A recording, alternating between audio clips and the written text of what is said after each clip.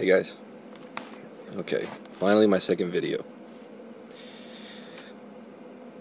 The book I just read was absolutely incredible. Incredible. Okay. The Right Stuff. Tom Wolfe.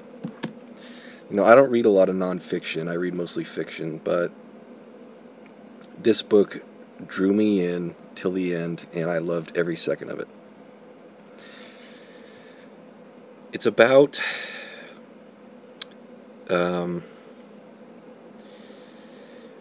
have your test pilots in two different places. Okay, this is where it starts. This is in the late 50s, early 60s. It starts in the late 50s. You have your test pilots out east, and you have your test pilots out west at Munich. Munich later, Air Force Base. Munich later becomes Edwards Air Force Base. And I think it's about 150 miles or so north of Los Angeles. Anyway, before I get started on the review, I want to point out three major conflicts in this novel. The first conflict is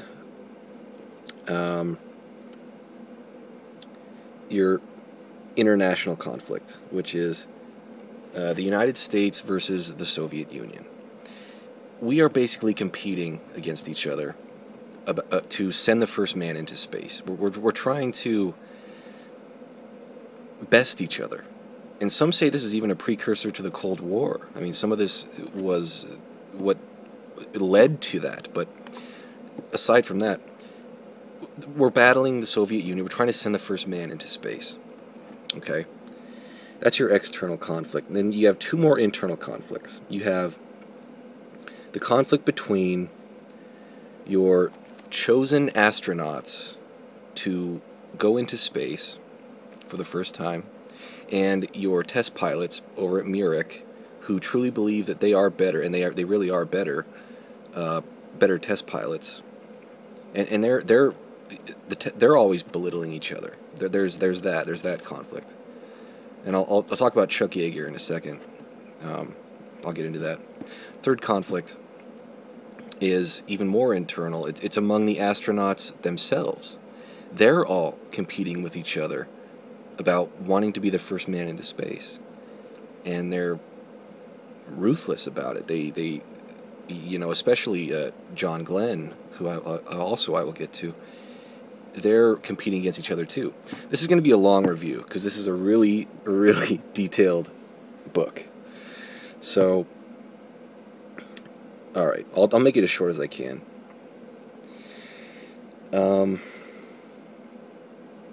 We start off with a man named John Conrad.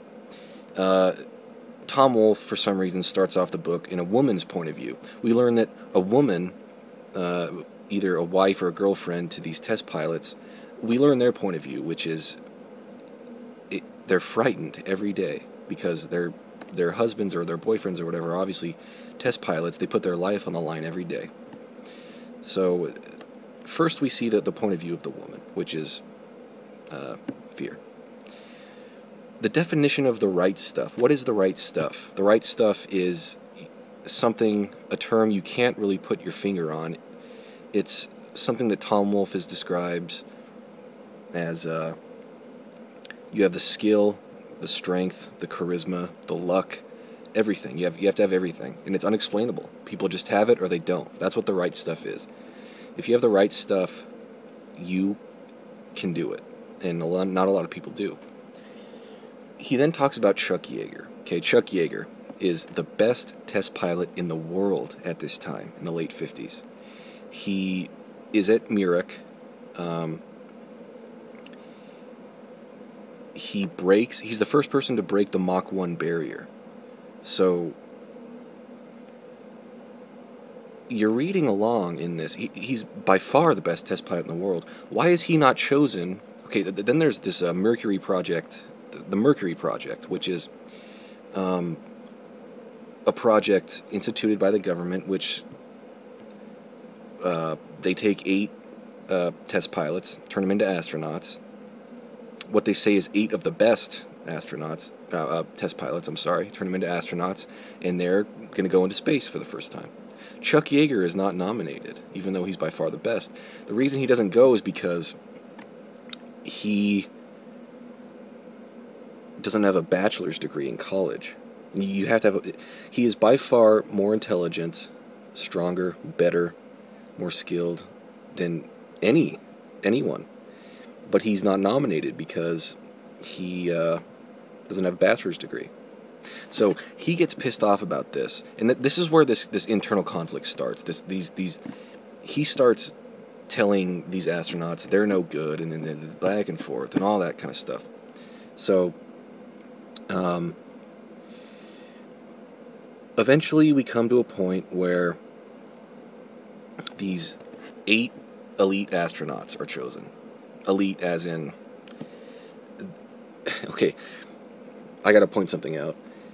The book is called The Right Stuff. The Right Stuff is what Chuck Yeager has, but Chuck Yeager does not get nominated to go to space. So I think that Tom Wolfe was being a little sarcastic here, even with the title.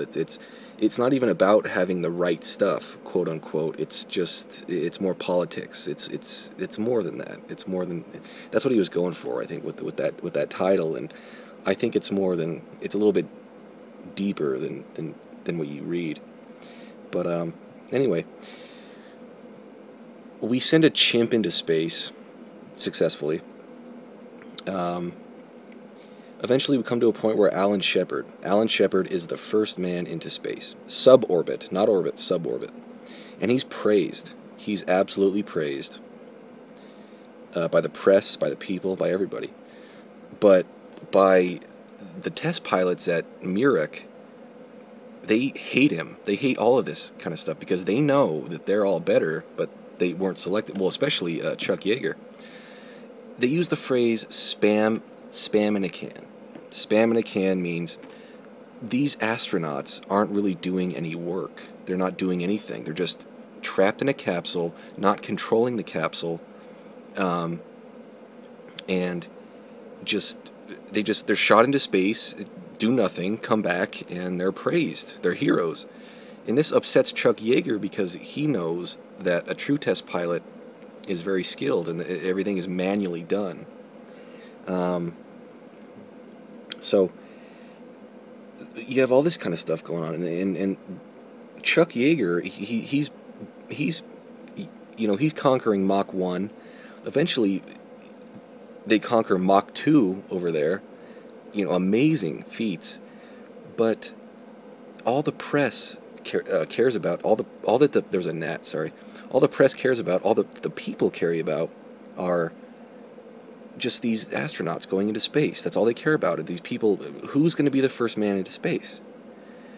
And this is going to have to be a 2-part video.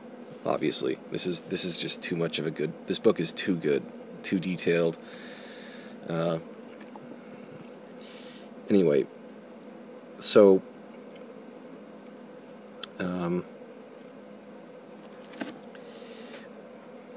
it comes, okay, Alan Shepard is the first man to come into suborbit. He's praised like crazy. Like crazy. But then just as we're about to send a man into real orbit, the Soviet Union launches a man into orbit. Not only is he launched into orbit, he orbits the Earth. He does, I think, I don't know if it's once or twice, but I can't remember, but he orbits the Earth twice. So the Soviet Union kind of, like, kicks us in the face with that. And it's all right. I gotta make this. I'll continue in my second part of the review. This is just too long. I'm sorry. All right.